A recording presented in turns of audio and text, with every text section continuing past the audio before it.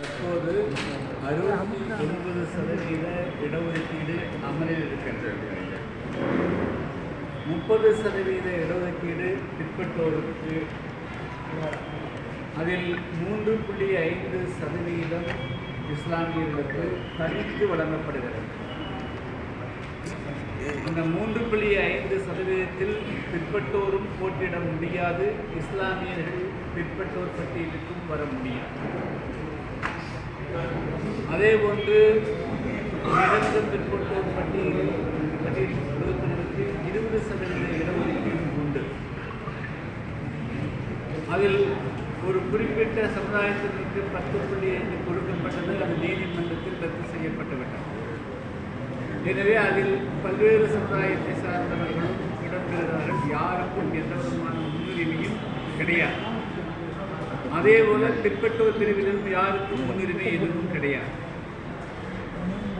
பட்டியல் பிரிவு என்று அழைக்கப்படக்கூடிய தேவேந்திர உலகாளர்கள், ஆதிராவிடர் பழைய சமுதாய மக்கள், அதேபோல அறிஞர் உள்ளோட்டிற்கு தொட்டு 18% இடஒதுக்கீடு அரசியல் சாசனத்தினுடைய வழங்கப்பட்டு வந்தது.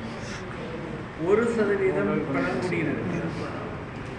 ஆனால் 2009ஆம் ஆண்டு இந்த 18%-இல் 3% உள் இடஒதுக்கீடு என்ற பெயரில் அன்று ஆட்சியில் இருந்த அன்றைய கருணாநிதி அவர்கள் அறிஞர் என்ற பிரிவினருக்கு அதை கொடுக்க வேண்டும். அதாவது இது குறித்து கடந்த ஆகஸ்ட் மாதம் உச்சநீதிமன்றமும் பட்டியல் பிரிவில் இருக்கக்கூடிய அந்த மக்களுக்கு ஏதாவது இடஒதுக்கீடு குறைபாடு சொன்னால் அதை கம்பார்ட்மெண்டலைசேஷன், அதை பிரித்து வழங்குவதற்கு ஆட்சேபனை இல்லை என்று ஒரு தீர்ப்பை கொடுத்திருக்கிறார். அதன் மேலும் வேறு விதமான கருத்துக்கள் எங்களுக்கு உண்டு. ஆனால் இப்பொழுது அதற்குள் வரவில்லை.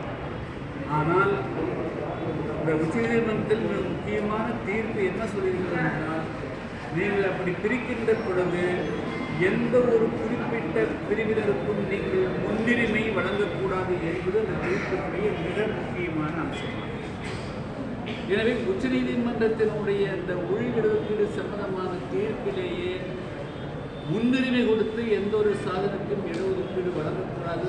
அதுக்கு முன்பாக முறையான எம்பிரிக்கல் டேட்டா அப்படின்னா விஞ்ஞானபூர்வமான ஆதாரபூர்வமான ஆதாரங்களை திரட்டி பொதுவெளியில் வெளியிட்ட பிறகே அந்த எத்தனை சதவீதம் என்று கொடுக்க வேண்டுமே தவிர மனம் போன போக்கில் தன்னிச்சையாக அந்த முடிவு எடுக்கக்கூடாது என்று உச்சநீதிமன்றம் கூறியுள்ளது.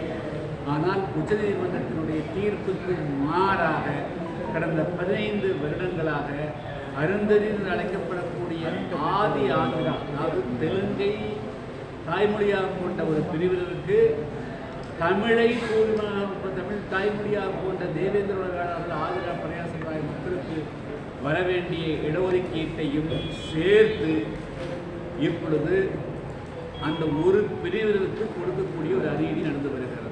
அதாவது 3% மட்டுமே என்று அவர்களுக்கு சொல்லி 3%-ஐ கொடுத்தால் கூட நாங்கள் எதிர்ப்பு தெரிவிக்க விரும்புகிறோம். ஆனால் அதை வெளியிடஒதுக்கீடு இஸ்லாமியர்களுக்கு கொடுத்ததை போல வெளியிடஒதுக்கீடாக வைக்காமல் அவர்களை உள்ளிடஒதுக்கீடாக வைத்துக்கொண்டு 3%-ஐ ஊர்ஜிதம் செய்கிறார்.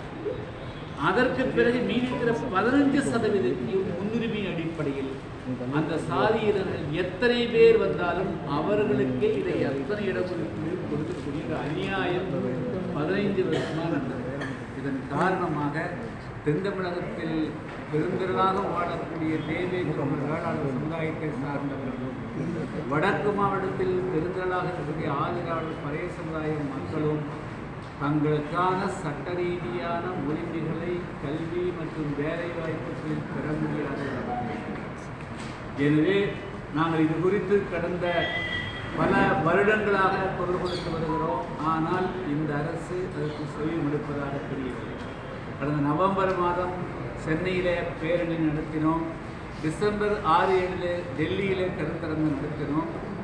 இப்பொழுது அடுத்த கட்டமாக ஒரு மிகப்பெரிய போராட்டம் அறிவிப்பதற்கு முன்பாக அனைத்து மாவட்டங்களிலும் இந்த திமுக அரசனுடைய உள் இடஒதுக்கீட்டால் தென் தமிழகத்தில் இருக்கக்கூடிய தேவேந்திர வேளாளர்களுடைய வடக்கு மாவட்டத்திற்குரிய ஆதிரான பழைய சமுதாயத்தை சேர்ந்த மக்களுக்கும் எவ்விதமான பாதிப்புகள் ஏற்படுகின்றன என்பது குறித்து கருத்தரங்குகளை நடத்தி வருகிறோம். அதனுடைய கடந்த 19ஆம் தேதி தூத்துக்குடியில் துவங்கி இப்பொழுது 5வது நாளாக இன்று ராமநாதபுரத்திலே இந்த நிகழ்ச்சி நடைபெறுகிறது. நாளை சிவகங்கை, நாளை மறுநாள் மதுரை, தொடர்ச்சியாக மீண்டும் அடுத்த கட்டமாக அனைத்து மாவட்டங்களிலும் இந்த நிகழ்ச்சி நடைபெறுகிறது.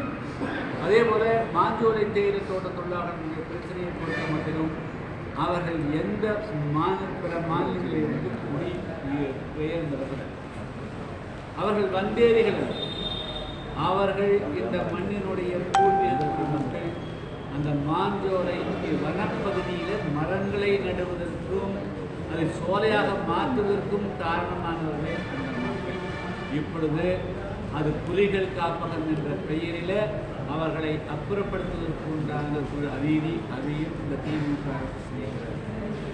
அங்கே புலிகள் இருப்பதற்கு உண்டான எந்த விதமான ஆதாரம் இல்லை. இதுவரையிலும் அது புலிகள் காப்பகம் அறிவிக்கப்பட்டு 40 வருடங்களுக்கு மேலே ஒரே ஒரு புலி மட்டுமே கேரளாவினுடைய வனப்பகுதியிலிருந்து கடந்து செல்வதாக சொல்லுவதாக தவிர அங்கு அதை வாழ்விடமாக கொண்டு எந்த புலியினமும் அந்த மாஞ்சோலை, அம்பாசமுத்திரம், களக்காடு, முண்டந்துறை பகுதியிலே இல்லை.